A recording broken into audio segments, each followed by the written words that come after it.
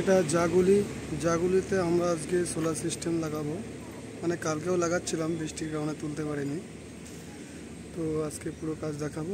ওই ছাদটার উপরে আমরা সোলার সিস্টেম লাগাচ্ছি। গতকাল এখানে কিছু কাজ করেছিলাম, তো আগে সঙ্গে চলে এসেছি আমরা হরিণঘাটার পাশে জাগুলিতে। এখানে আমরা 5 কিলোওয়াটের অনগ্রিড সিস্টেম বসাচ্ছি।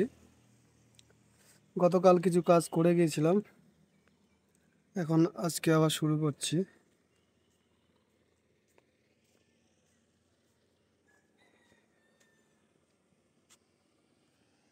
এই লাইনে টোটাল 6খানা প্যানেল বসাবো। পুরো ওয়ালের সহযোগিতা নিয়ে আমরা স্ট্রাকচারটা করছি। ছাদে কোনো রকম কোনো ড্রিল করছি না।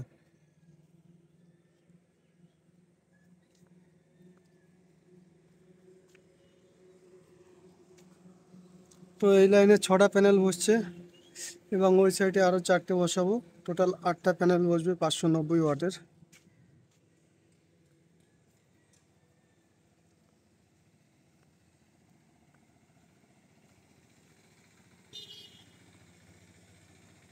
এই হচ্ছে আমাদের panel, 590 watt bifacial Topcon Loom solar 590 watt.